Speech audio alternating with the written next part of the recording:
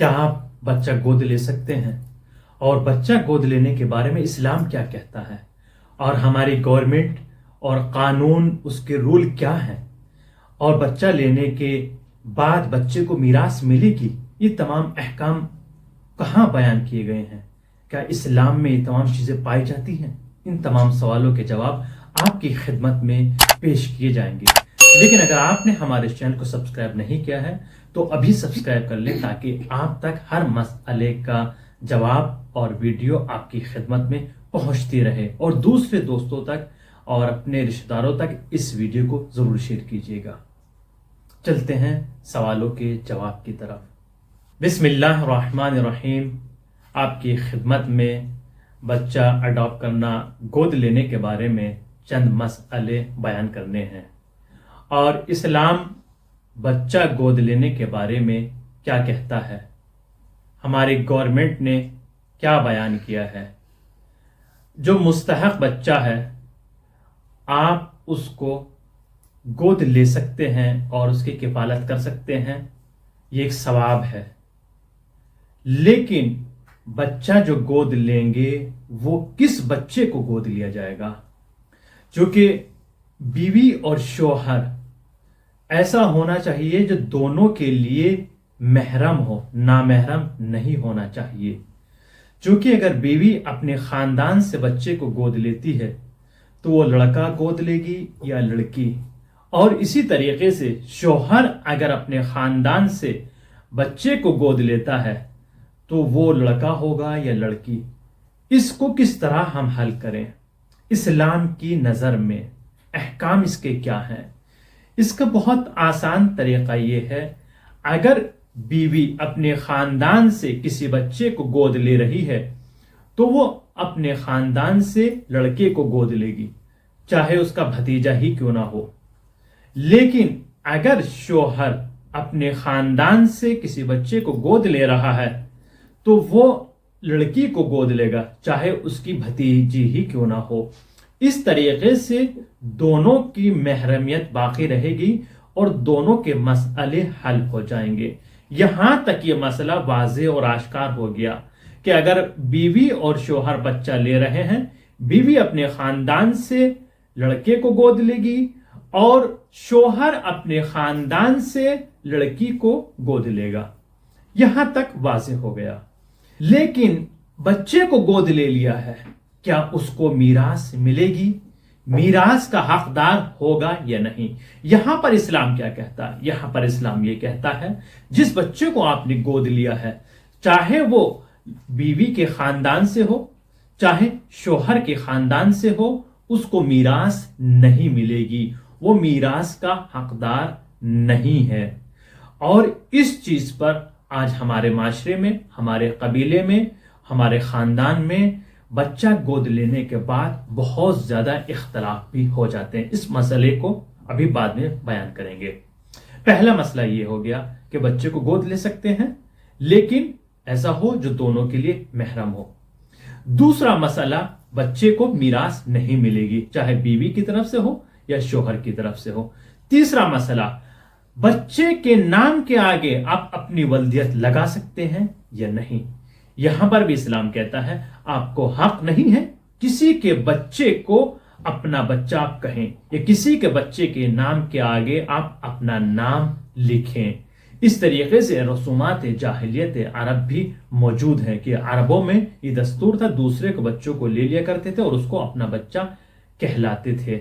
वहां पर कुरान ने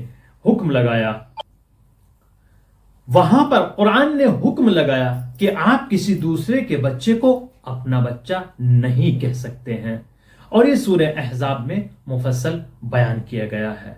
यानी इस बात की नफी की गई है, आपको हक नहीं है दूसरे के बच्चे को आप अपना बच्चा कहलाएं।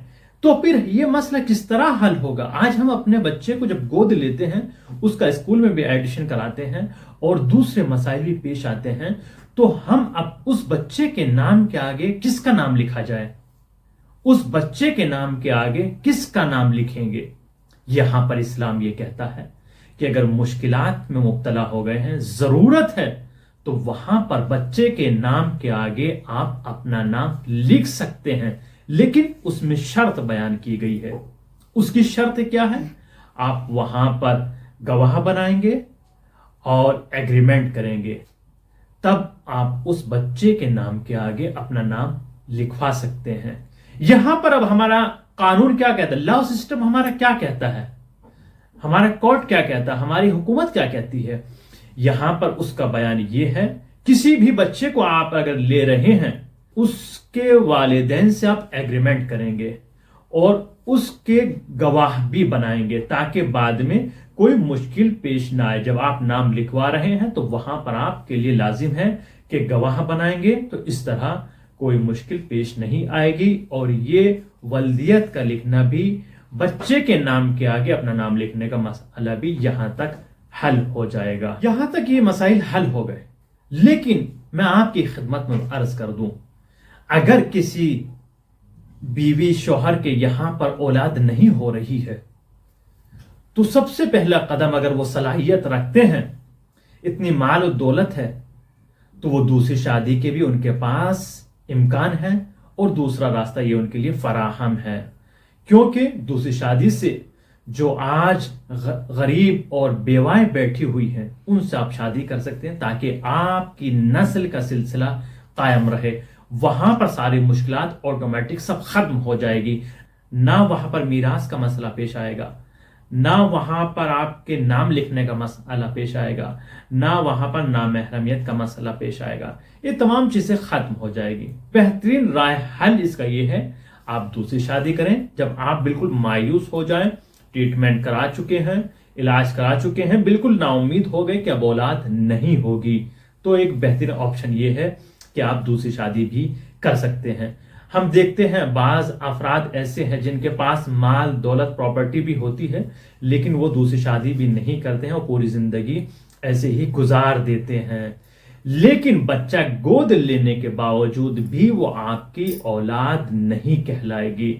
और ये आपके ऊपर लाजिम है कि जिस बच्चे को गोद लिया जा रहा है उसको आप हकीकत जरूर बताएंगे कि आप किसके बेटे हैं, आपके हकीकी वालिदैन कौन हैं।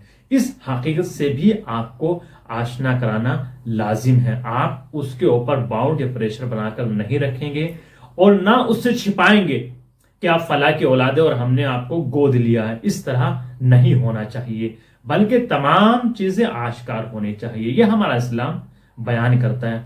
आप देख रहे हैं किसी बच्चे को गोद लेने के कितने मसाइल हैं। इन तमाम मसाइल से बचने का एक रास्ता वाहिद मौजूद है, जो बहुत आसान है। अगर आप सलाहियत रखते हैं तो दूसरी शादी करें।